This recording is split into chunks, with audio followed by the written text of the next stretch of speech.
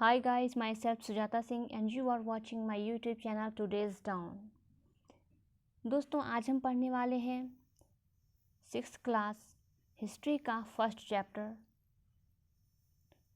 क्या, कब, कहाँ और कैसे।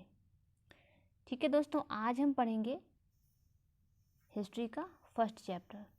तो दोस्तों हम पूरा डिटेलिंग में इतना नहीं पढ़ेंगे, जैसा कि हम जानते हैं कि हम सिर्फ वो चीज़ें पढ़ेंगे जो इम्पॉर्टेंट है। ओके दोस्तों, तो अतीत के बारे में कैसे जान सकते हैं। कोई अतीत का मतलब होता है बीता हुआ समय। ठीक है दोस्तों, अतीत का मतलब होता है बीता हुआ समय। जो समय बीत गया है उसके बारे में हम कैसे जान सकते हैं। सबसे पहले जो कल क्या हुआ उसको जानने के लिए हम क्या करते हैं, रेडियो सुनते हैं।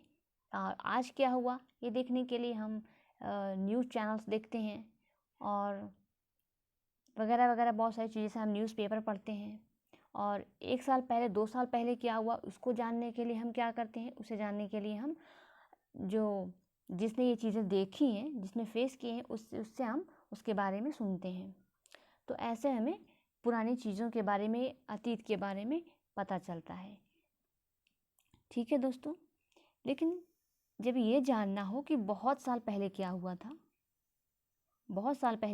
था, तो हम कैसे जान सकते हैं। इसे जानने के लिए हमें क्या करना पड़ता है, हमें उन किताबों को, उन लेखों को पढ़ना पड़ता है जो पुराने समय में लिखी गई हैं। ठीक है दोस्तों, और हमारे मन में भी ये उत्सुकता रहती है कि हम जानें कि पहले के समय में या बहुत समय पहले के समय में लोग कैसे रहते थे, कैसे कपड़े पहनते थे और क्या व्यापार करते थे। ठीक है दोस्तों, और कैसे संगीत सुनते थे, क्या कुछ करते थे वो, और लोग किस तरह के घरों में रहते थे। तो चलिए हम देखते हैं इस चैप्टर को। कई लाखों वर्ष पहले लोग इस नदी के तट पर रह रहे हैं। कौन सी नदी? नर्मदा नदी। ठीक है, अभी हम मानचित्र को भी देखेंगे जो यहाँ पर बताया जा रहा है। मानचित्र में नर्मदा नदी का पता लगाओ। ठीक है दोस्तों, अभी हम देखेंगे मानचित्र को भी। जैसे कई लाख वर्ष पहले से लोग इस नदी के तट पर रह रहे हैं। यहाँ रहने वाले आरंभिक लोगों में से कुछ कुशल संग्राहक थे जो आसपास के जंगलों की विशाल संपदा से परिचित थे। ठीक है दोस्तों, तो जैसे कि जो इस नदी के किनारे, जो नर्मदा नदी है, उस नदी के किनारे जो लोग लाखों वर्ष पहले रहते थे, वो लोग वो कुशल संग्राहक थे, यानी कि वो चीज़ों को इकट्ठा करने वाले थे। ठीक है दोस्तों, जो आसपास के जंगलों की विशाल संपदा से परिचित थे। वो लोग जो थे वो चीज़ों के संग्राहक थे, यानी इकट्ठा करने वाले थे, और जो जो उनके आसपास जंगलों में जो भी चीज़ें थी वो उससे परिचित थे, यानी कि उसको जानते थे कि यहाँ पर क्या है, इस जंगल में क्या है, इस स्थान पे क्या है, इस पेड़ से क्या होता है, उस पेड़ के पत्ते से क्या होता है, वॉटेवर, वो सब जानते थे। ठीक है दोस्तों,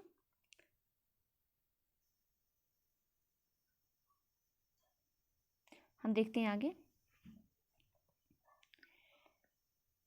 परिचित थे और अपने भोजन के लिए वे जड़ों,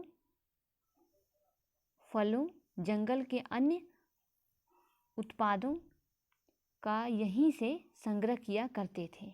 ठीक है दोस्तों, वे सब सारी चीज़ें वो जानते थे कि कौन सी चीज़ कहाँ पे अवेलेबल है, और वो आई एम सॉरी, और वो उसका संग्रह करते थे। फलों, जड़ों, जंगल के बहुत से उत्पादों को वो संग्रह करते थे। ठीक है दोस्तों, वे जानवरों का आखेट यानी कि शिकार करते थे। चलिए दोस्तों हम आगे देखते हैं।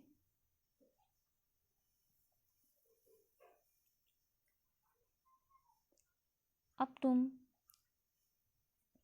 उत्तर पश्चिम के सुलेमान और किरथर पहाड़ियों का पता लगा। अभी हम इसमें देखेंगे, इस मानचित्र में जो हमें बताया गया है, इस क्षेत्र में कुछ ऐसे स्थान हैं जहां लगभग 8000 वर्ष पूर्व स्त्री पुरुषों ने सबसे पहले गेहूं तथा जौ जैसी फसलों का को उपजाना शुरू किया। ठीक है दोस्तों, तो हम जानते हैं लगभग 8,000 वर्ष पहले 8,000 वर्ष पहले लोगों ने जो है सबसे पहले गेहूं और जौ का उत्पादन करना शुरू किया। ठीक है दोस्तों, उन्होंने भेड़, बकरी, गाय, बैल जैसे पशुओं को पालतू बनाना शुरू किया। ठीक है दोस्तों, ये लोग गांव में रहते थे। तो सबसे पहले के समय में लोग क्या करते थे, उनके पास जो आज जैसे हम लोग देख रहे हैं ऐसे बिल्डिंग है, रुपए पैसे हैं जो हम नोट गिन करके देते हैं, तो ये पहले के समय में ऐसा नहीं था। बहुत समय पहले लोग क्या करते थे कि जो भेड़, बकरी और गाय, बैल है, यही उनका धन हुआ करता था। ठीक है दोस्तों, और इन्हीं चीज़ों को एक्सचेंज करके जो उनके पास होता था उन चीज़ों से जो उनके पास नहीं होता था उससे एक्सचेंज किया करते थे।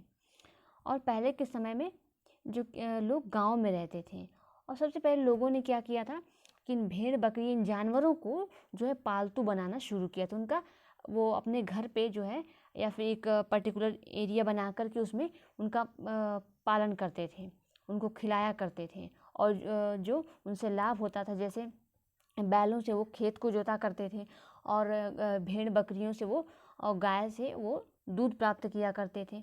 ठीक है दोस्तों, इसीलिए पशुपालन जो था वो उस समय के लिए बहुत ही ज़रूरी था। ठीक है दोस्तों, आगे देखते हैं। उत्तर पूर्व में गारो और मध्य भारत में विंध्य पहाड़ियों का पता लगाओ। ठीक है, अभी हम मानचित्र में देखेंगे। जो ये रहा उत्तर पश्चिम, उत्तर पूर्व, उत्तर दोस्तों ये रहा, ये है उत्तर। ठीक है दोस्तों, और ये है पश्चिम। ये उत्तर का एरिया है और ये पश्चिम का एरिया है। ठीक है दोस्तों, आगे देखेंगे हम।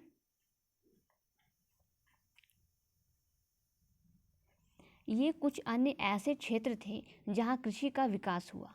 और ये जो क्षेत्र आपको दिख रहा है दोस्तों, ये उत्तर का एरिया और ये पश्चिम का एरिया, ये जो एरिया है इसमें जो है कृषि का विकास हुआ था। जहाँ सबसे पहले चावल उपजाया गया वे स्थान विंध्य के उत्तर में स्थित थे। और जिस एरिया में जो सबसे पहले जो है चावल को उगाया गया था वो एरिया कौन सा है, विंध्य के उत्तर में है। तो विंध्य दोस्तों देखते हैं हम कहाँ पर है, विंध्य देखते हैं हम, विंध्य ये रहा, विंध्य की पहाड़ियाँ ये रही। इस एरिया में जो है सबसे पहले जो है चावल का उत्पादन किया गया। ठीक है दोस्तों, आगे देखते हैं।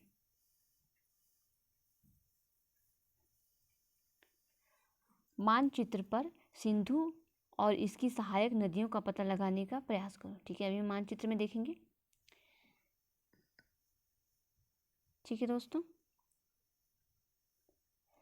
सहायक नदियाँ उन्हें कहते हैं जो एक बड़ी नदी में मिल जाती हैं। ठीक है, तो हम सहायक नदी किसे कहते हैं, सहायक नदी वो होती है जो लंबी नदी आ रही है और उसमें जो है और इधर से एक नदी आके इस नदी में मिल जाए, और इधर से आके छोटी छोटी नदियाँ जो मिल जाएं तो इस बड़ी नदी में, तो इसको हम कहते हैं सहायक नदी। ठीक है दोस्तों,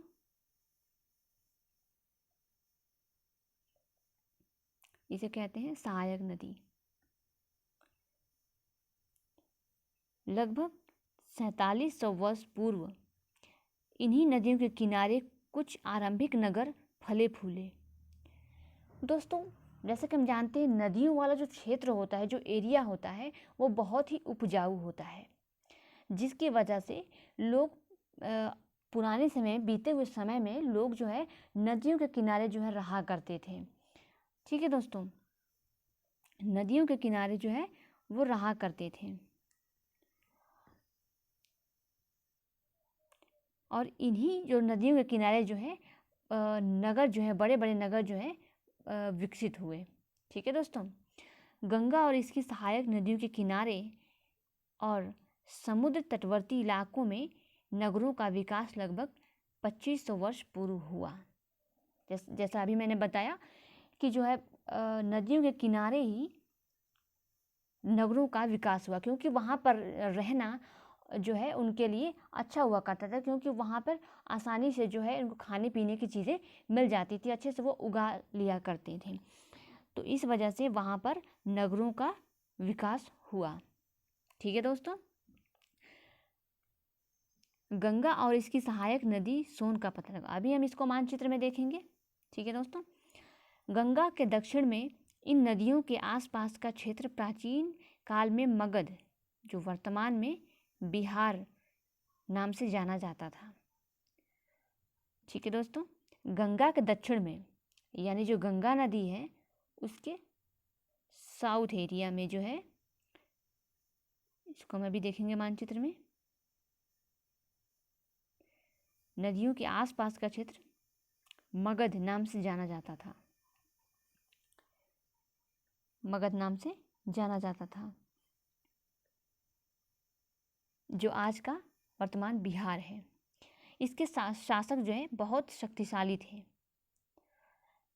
और शक्तिशाली कैसे हुआ करते थे कि जो उस एरिया में रहते थे, मगध जो राज्य था वो बहुत ही उपजाऊ क्षेत्र था, और वहाँ पर राजा जो थे शक्तिशाली इस वजह से थे कि क्योंकि वहाँ पर उन्हें सारी चीज़ें बहुत इजीली मिल जाया करती थी। उन्होंने एक विशाल राज्य स्थापित किया। ठीक है दोस्तों, वहाँ पर उन्होंने एक बड़ा सा राज्य जो है स्थापित यानी स्टैब्लिश भी किया था। देश के अन्य हिस्सों में भी ऐसे राज्यों की स्थापना की गई थी, और ऐसे बड़े बड़े राज्यों की स्थापना देश के अलग अलग हिस्सों में भी की गई थी। लोगों ने सदैव उपमहाद्वीप के एक हिस्से से दूसरे हिस्से तक यात्रा की। कभी कभी हिमालय जैसे ऊंचे पर्वतों, पहाड़ियों, रेगिस्तान, नदियों और समुद्र के कारण यात्रा जोखिम भरी होती थी, फिर भी ये यात्रा उनके लिए असंभव नहीं थी। दोस्तों, जो पहले के समय में लोग क्या करते थे, ये जो इस समय के जैसे इस समय में बहुत सारी चीज़ें यहाँ से वहाँ जाने के लिए अवेलेबल हैं, वैसे उस समय में नहीं हुआ करती थी।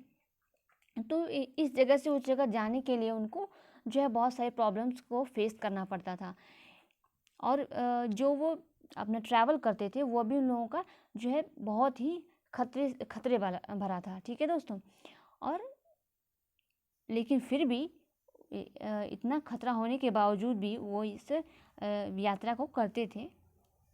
ठीक है दोस्तों, कभी कभी लोग काम की तलाश में तो कभी प्राकृतिक आपदाओं के कारण एक स्थान से दूसरे स्थान पर जाया करते थे।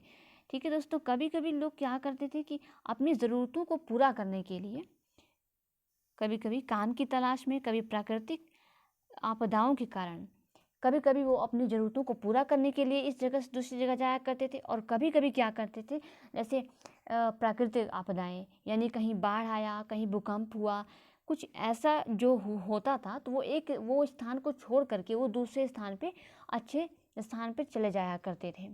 ठीक है दोस्तों, कभी कभी सेनाएं दूसरे क्षेत्रों पर विजय हासिल करने के लिए जाती थी, और जाने का एक और कारण था, वो था एक सेनाएं जो है दूसरे हिस्से पर काबिज करने के लिए यानी कि वहाँ पे कब्जा जमाने के लिए जो दूसरे क्षेत्रों में जाया करती थी। इसके अतिरिक्त व्यापारी कभी काफिले में तो कभी जहाज़ों में अपने साथ मूल्यवान वस्तुएं लेकर एक स्थान से दूसरे स्थान पर जाया करते थे, और धार्मिक गुरु लोगों को शिक्षा और सलाह देते हुए एक गांव से दूसरे गांव या कस्बे से दूसरे कस्बे को जाया करते थे। और जाने का सिर्फ यही कारण नहीं था, और जो है कारण बहुत सारे कारण थे, जिसमें से एक कारण ये भी है कि जो व्यापारी लोग हुआ करते थे, जो लोग व्यापार करते थे, वो एक स्थान से सामान को लेकर दूसरे स्थान को जाया करते थे। और जो धार्मिक गुरु हुआ करते थे, वो भी लोग भी जो हैं वो दूसरों को शिक्षा देने के लिए वो दूसरी जगहों पर, एक जगह से दूसरी जगहों पर जाया करते थे। ठीक है दोस्तों, कुछ लोग नए और रोचक स्थानों को खोजने की चाह में उत्सुकतावश जो है यात्रा करते थे, और कुछ लोग जो थे वो नई नई चीज़ों को खोजने के लिए और नए नए जगहों को खोजने के लिए वो एक स्थान से दूसरे स्थान पर जाते थे। ठीक है दोस्तों, इन सभी यात्राओं से लोगों को एक दूसरे के विचारों को जानने का अवसर मिला, और जैसे वो इन यात्राओं को करते थे तो उनको क्या बेनिफिट मिला? उनको बेनिफिट ये मिला कि वो दूसरे लोगों को जो है वो जान सकते थे कि हाँ वो उस एरिया में, पर्टिकुलर एरिया में, जो उसके एरिया से दूर है, उस एरिया में लोग कैसे रहते हैं, कैसे खाते पीते हैं, कैसे उनका रहन सहन है, कैसे उनकी भाषा है, कैसे उनके विचार हैं। तो जो है विचारों का आदान प्रदान जो है हुआ करता था, और एक दूसरे के विचारों को जानने का अवसर मिलता था। चलिए हम देखते हैं आज लोग यात्राएं क्यों करते हैं। आप सोच के ज़रूर बताइएगा कमेंट बॉक्स में, आई एम श्योर आप ज़रूर बताएंगे। पहाड़ियाँ, पर्वत और समुद्र इस उपमहाद्वीप की प्राकृतिक सीमा का निर्माण करते हैं। उपमहाद्वीप क्या होते हैं? जो महाद्वीप होता है उससे जो कटा हुआ क्षेत्र होता है, जो पहाड़ियाँ और पर्वत और समुद्र जो है ये सीमाओं को निर्धारित करते हैं, तो उसे एक उपमहाद्वीप बनता है, जिसे हम उपमहाद्वीप कहा जाता है। ठीक है दोस्तों, हालांकि लोगों के लिए इन सीमाओं को पार करना आसान नहीं था। जिन्होंने ऐसा चाहा वे ऐसा कर सके, वे पर्वतों की ऊंचाई को छू सके और गहरे समुद्र को पार कर सके। दोस्तों, जो है प्राकृतिक जो उपमहाद्वीप हैं, जो सीमाएं हैं, उनको पार करना जो बहुत कठिन था, लेकिन जिन लोगों ने ये सोचा कि हमें ये करना है, हमें ऊंचाइयों को छूना है और हमें जाके देखना है कि हाँ उस पार जो है लोग कैसे रहते हैं, उनका रहन सहन, उनकी भाषा, उनका संस्कृति क्या है, तो वो एक स्थान से दूसरे स्थान को जाते थे। ठीक है दोस्तों, आगे देखते हैं।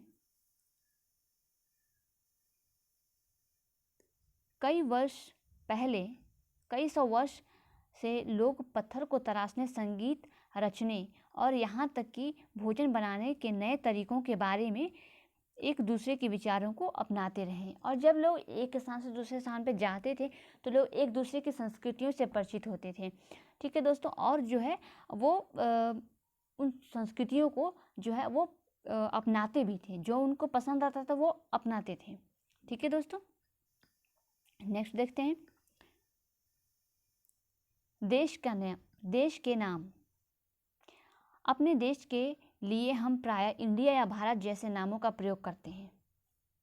यस, इंडिया शब्द जो है इंडस से निकला है। इंडिया शब्द जो है, जो हम इंडिया कहते हैं, इंडिया शब्द किस शब्द से निकला है? इंडस से, इंडस से निकला है, जिसे संस्कृत में सिंधु कहा जाता है। इंडस को क्या कहा जाता है? संस्कृत में सिंधु कहा जाता है। लगभग 2500 वर्ष पूर्व उत्तर पश्चिम की ओर से आने वाले ईरानियों और यूनानियों ने सिंधु को हिंदोस और इंडोस कहा। इस नदी के पूर्व में स्थित भूमि देश को इंडिया कहा जाता था। तो दोस्तों, पहले के समय में जो इंडिया किससे कहा जाता था? इंडिया कहा जाता था उस क्षेत्र को, यानी कि जो इंडिया के पश्चिम साइड है और जो उत्तर साइड है। उस समय यूनानी लोग जो आए और ईरानी लोग जो आए, वो लोग अपने लैंग्वेज में जो है इसे सिंधु नदी को, सिंधु को क्या कहते थे? हिंदोस प्रोनाउंस करते थे। ठीक है दोस्तों, और इंडोस प्रोनाउंस करते थे। तो इसी शब्द से जो है इंडिया शब्द की उत्पत्ति हुई है। तो इसी से अब इंडस से इंडिया कहा जाने लगा है। भारत का नाम का प्रयोग जो है उत्तर पश्चिम में रहने वाले लोगों के एक समूह के लिए किया जाता था। पहले जो है भारत जो है पूरे कंट्री को नहीं बोला जाता था, बल्कि एक भरत नाम जो है, भरत नाम से एक पर्टिकुलर समूह को, जो ग्रुप था एक, उस ग्रुप को भरत कहते थे। ठीक है दोस्तों, इस समूह का उल्लेख संस्कृत की आरंभिक कृति ऋग्वेद में मिलती है। और ये बात हमें कहाँ पता चलती है? ये बात हमें पता चलती है इसमें ऋग्वेद में। ठीक है दोस्तों, ऋग्वेद में हमें ये पता चलता है।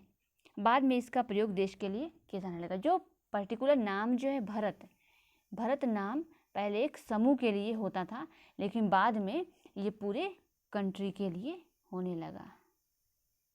ठीक है दोस्तों, आगे देखते हैं। अतीत के बारे में कैसे जानें? अतीत के बारे में कैसे जानें? अतीत की जानकारी हम कई तरह से प्राप्त कर सकते हैं। इनमें से एक तरीका अतीत में लिखी गई पुस्तकों को ढूंढना और पढ़ना है। तो कैसे हम जान सकते हैं? अतीत के बारे में यानी बीते हुए समय के बारे में जानने के लिए हम क्या कर सकते हैं? हम उन पुस्तकों को यानी उन किताबों को हम पढ़ सकते हैं जहाँ पर इन सब इतिहास के बारे में जो है लिखा हुआ है। ये पुस्तकें हाथ से लिखी होने के कारण से पांडुलिपि कहा जाता है। ठीक है दोस्तों, इन जो पुस्तकें हैं उनको जो हाथ से लिखी हैं उसको क्या कहा जाता है? पांडुलिपि कहा जाता है। अंग्रेजी में जो है पांडुलिपि को मैन्यूस्क्रिप्ट कहते हैं। और इसके मैन्यूस्क्रिप्ट शब्द की उत्पत्ति कैसे हुई है? लैटिन शब्द मेन्यू से हुई है, जिसका अर्थ है हाथ। ठीक है दोस्तों, हाथ। ये पांडुलिपियाँ प्रायः ताड़ पत्रों और हिमालय क्षेत्र वाले भुर्ज नामक पेड़ की छाल से विशेष तरीके से तैयार भोजपत्र पर लिखी मिलती हैं। तो दोस्तों, ये जो मैन्यूस्क्रिप्ट है ये हमें कैसे मिलता है? पुराने समय में लोग जो है हमारी तरह कागज़ों का प्रयोग नहीं करते थे। ठीक है दोस्तों, उस समय क्या करते थे लोग? ताड़ पत्रों पर, ताड़ जो एक वृक्ष होता है, एक पेड़ होता है, तो उस पेड़ के पत्तों को काट करके जो है उस पे जो है लोग लिखते थे। और हिमालय क्षेत्र में उगने वाले भुर्ज, एक पेड़ होता है भुर्ज, उसके पेड़ की छाल से जो है एक विशेष तरीके से उसको तैयार किया जाता था, उस पर जो है लोग लिखते थे पुराने समय में, जो हम यहाँ पर देख सकते हैं ये। ठीक है दोस्तों, आगे चलते हैं। इतने वर्षों में इनमें से कई पांडुलिपियों को कीड़ों ने खा लिया और कुछ नष्ट कर दी गई। फिर भी कुछ ऐसी पांडुलिपियाँ आज भी उपलब्ध हैं। प्रायः ये पांडुलिपियाँ मंदिरों और विहारों में प्राप्त होती हैं। ठीक है दोस्तों, मतलब इतना समय गुजर गया तो ये जो पेड़ के पत्ते हुआ करते थे और इन्हीं पे जो है वो पुराने समय में लोग लिखते थे, तो उसको जो है बहुत समय तक सेव करके नहीं रखा जा सकता। तो उसको जो है बहुत सारी पांडुलिपियों को, मैन्यूस्क्रिप्ट्स को जो है कीड़े खा गए। ठीक है दोस्तों, और बहुत सारा इस लड़ाइयों में, युद्धों में बहुत सारी ये नष्ट कर दिया गया, नष्ट हो गया। ठीक है दोस्तों, और ऐसी कई पांडुलिपियाँ आज भी उपलब्ध हैं। बहुत सारी पांडुलिपियाँ आज भी हैं जो मंदिरों और विहारों में रखी गई हैं और वहाँ से हमें मिलती हैं। और कुछ धार्मिक मान्यताओं और व्यवहारों और राजाओं के जीवन और औषधियों और विज्ञान आदि सभी प्रकार के विषयों की चर्चा मिलती है। और इन जो पुस्तकों में क्या मिलता है हमें देखने को? इन पुस्तकों में देखने को मिलता है राजाओं का जीवन और औषधियों और विज्ञान आदि। यानी कि पहले समय में जो है राजा कैसे होते थे, वो क्या काम करते थे, किस तरह से अपना शासन चलाते थे, और जो कुछ भी होता था उस समय की मान्यताएं क्या थी, उस समय लोगों का संस्कृति क्या था, वो किस तरह से अपने डेली रूटीन में या फिर प्रतिदिन के जीवन में जो वो कार्य करते थे, किस तरह से वो करते थे, वो सब जो है हमें इन पुस्तकों से पता चलता है। ठीक है दोस्तों, आगे देखते हैं हम। इनमें से कई संस्कृत में लिखे हुए मिलते हैं, जबकि अन्य प्राकृत और तमिल में हैं। और इसमें जो है बहुत सारी लैंग्वेजेस हैं। ये जो धार्मिक मान्यताओं और व्यवहारों या राजाओं का जीवन जो हम देखते हैं, वो बहुत सारी पुस्तकों में लिखा है, और वो पुस्तकें जो हैं किस भाषा में है? बहुत सारी पुस्तकें जो है संस्कृत में है, और बहुत सारी प्राकृत और तमिल में है। ठीक है दोस्तों, प्राकृत भाषा का प्रयोग आम लोग करते थे। ठीक है, आम लोग जो है इस भाषा का प्रयोग करते थे। नेक्स्ट लाइन देखते हैं। हम अभिलेखों का अध्ययन कर सकते हैं। जानते हैं दोस्तों, अभिलेख किसे कहते हैं? अभिलेख किसे कहते हैं? ऐसे लेख पत्थर या धातु जैसी कठोर सतहों पर उत्कीर्ण किए गए मिलते हैं। जो अभिलेख होते हैं, जो पहले के समय में लोग राजा वगैरह और शासक वगैरह जो है वो क्या करते थे, वो कठोर सतह वाली चीज़ों पर जो है उकेर करके वो अपनी बातों को, अपने आदेशों को जो है लिखवाते थे, और लोग उन्हें पढ़ करके उनकी आज्ञाओं का और उनके आदेशों का जो है पालन करते थे। ठीक है, जिसे हम इस पिक्चर में देख सकते हैं। ये एक अभिलेख है।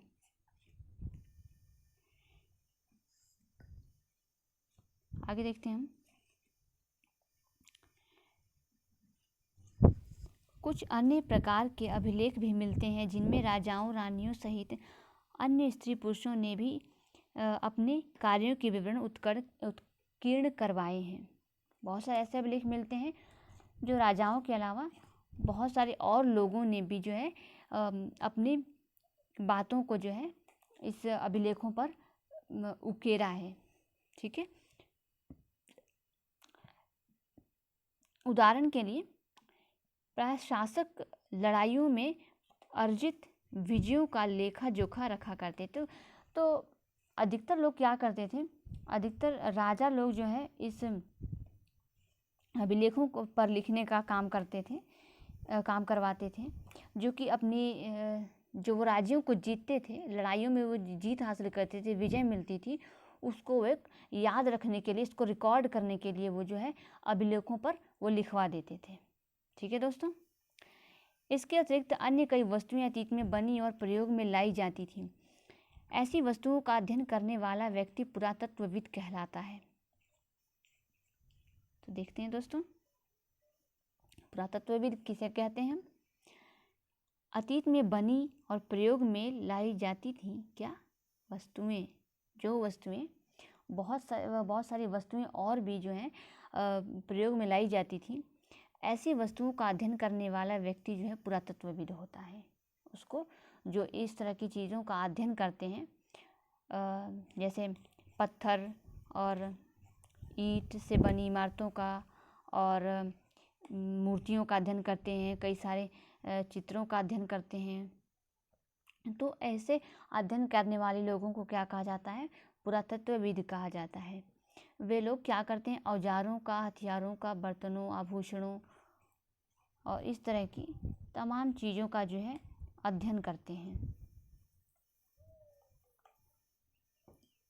और क्या करते हैं? सिक्कों की प्राप्ति के लिए छानबीन और खुदाई भी करते हैं।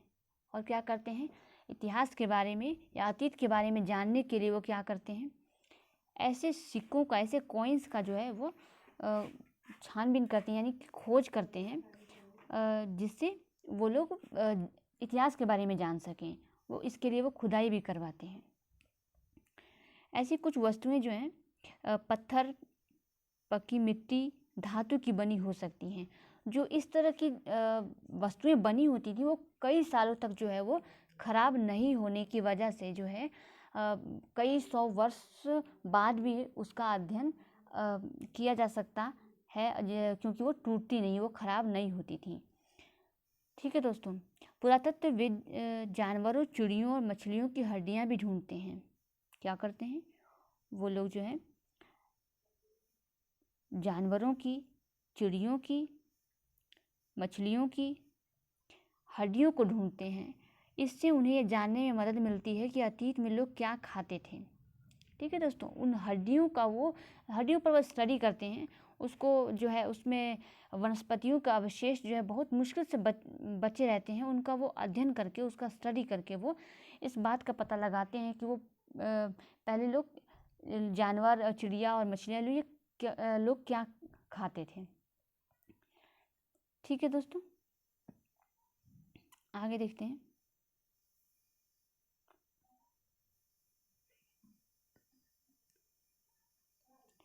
पांडुलिपियों, अभिलेखों और पुरातत्व से ज्ञात जानकारियों के लिए इतिहासकार प्रायः स्रोत शब्द का प्रयोग करते हैं।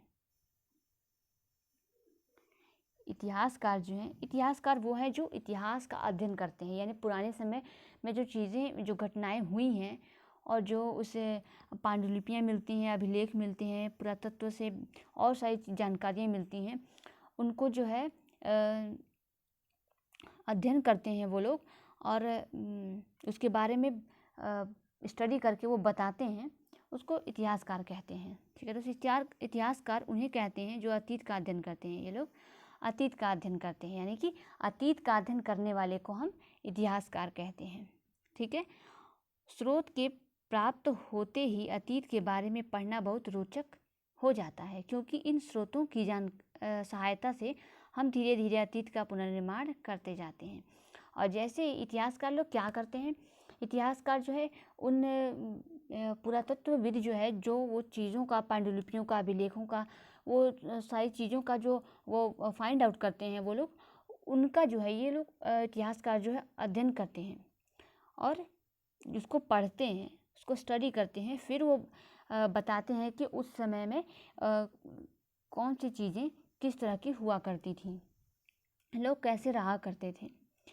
ठीक है दोस्तों, इतिहासकार तथा पुरातत्वविद उन जासूसों की तरह हैं जो इन सभी स्रोतों का प्रयोग सुराग के रूप में कर अतीत को जानने का प्रयास करते हैं। और ये पुरातत्वविद और जो इतिहासकार हैं वो कैसे होते हैं, एक तरह से जासूसों की तरह होते हैं, जो छोटी छोटी चीज़ों को जोड़ करके भी उसके बारे में जो है पता लगा लेते हैं और बड़ी जानकारी हासिल करते हैं। ठीक है दोस्तों, आगे देखते हैं हम।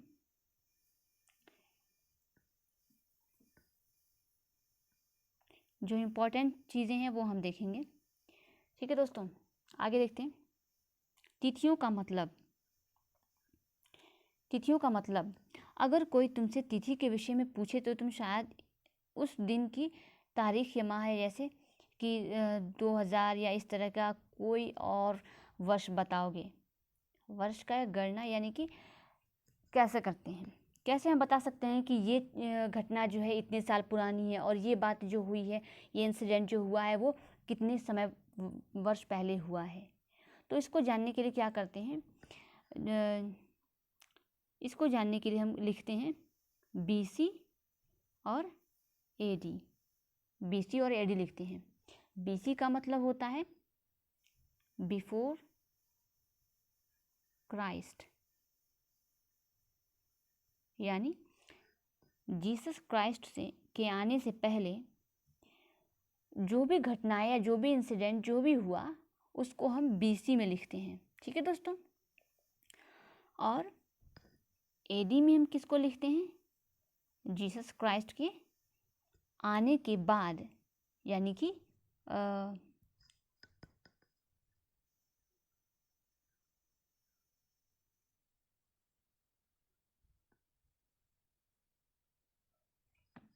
वो सारी चीज़ें हैं उसको हम सम्मिलित करते हैं।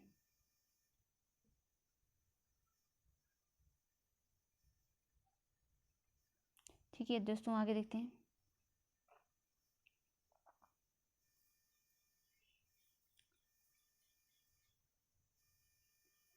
यहाँ पे कुछ इम्पोर्टेंट चीज़ें दी गई हैं जिसको हम जानेंगे अभी। अंग्रेजी में BC यानी बिफोर क्राइस्ट। ठीक है दोस्तों, जो BC लिखा होता है किसी किसी डेट के आगे BC जो लिखा होता है उसका क्या मतलब होता है, बिफोर क्राइस्ट, यानी जीसस क्राइस्ट के आने से पहले। जो भी इंसिडेंट हुआ है उसको हम BC में दिखाते हैं। और जो AD लिखते हैं, AD का मतलब होता है एनो डोमिनी। ठीक है दोस्तों, यानी कि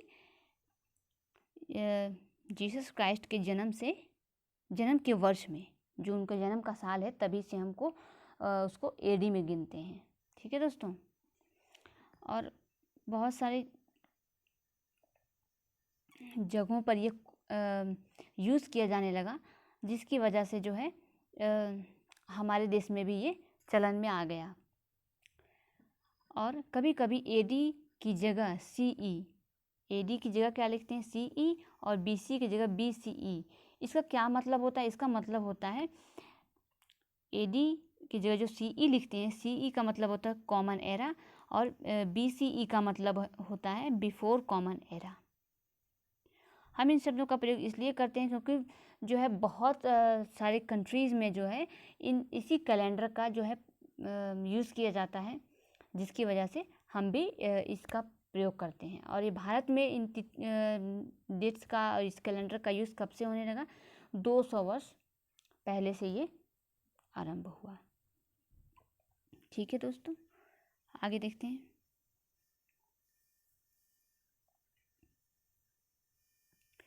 जैसा कि हमने पहले पढ़ा है, अभिलेख और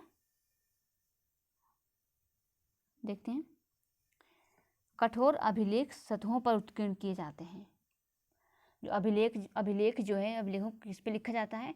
कठोर सतहों पर। जो हार्ड सतहें होती हैं उस पर जो है अभिलेखों को लिखा जाता था। इनमें से कई अभिलेख कई 100 वर्ष पूर्व लिखे गए थे। सभी अभिलेखों में लिपियों और भाषाओं का प्रयोग हुआ।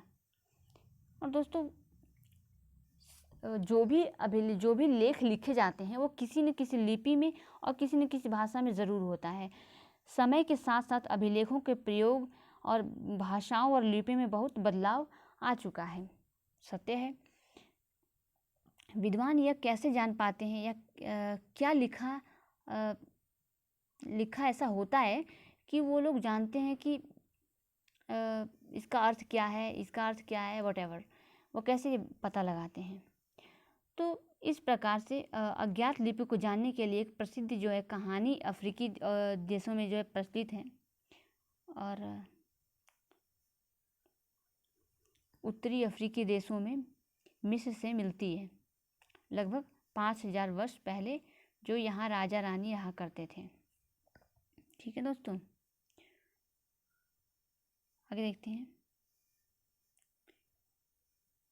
आई एम श्योर कि आपको समझ आ रहा होगा। ये चैप्टर जो है बहुत ही इम्पॉर्टेंट है, हर एक क्लास के लिए जो है बहुत चैप्टर इम्पॉर्टेंट है। वैसे हम 6th क्लास का पढ़ रहे हैं अभी। ठीक है दोस्तों, देखते हैं हम आगे। मिस्र के उत्तरी तट पर रोसेटा नाम का एक कस्बा है।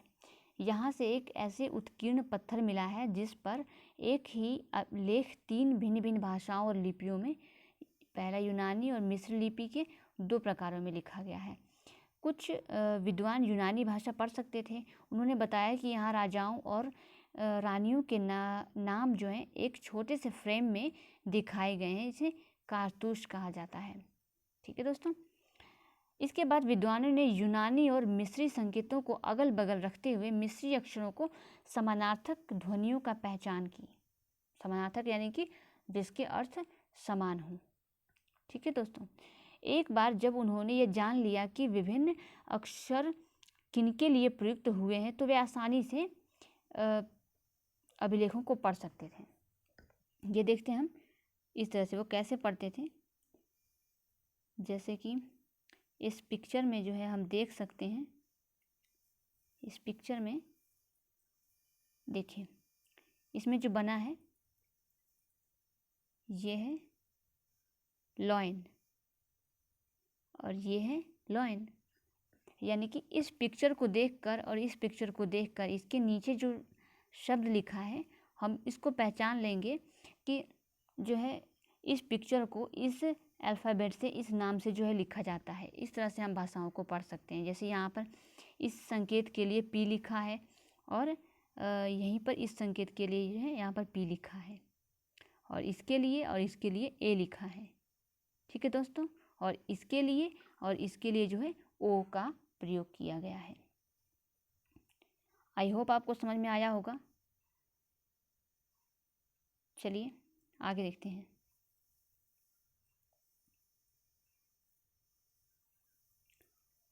दोस्तों यहीं पर जो है हमारा चैप्टर जो है ये समाप्त होता है। आई एम श्योर आपको समझ में आया होगा।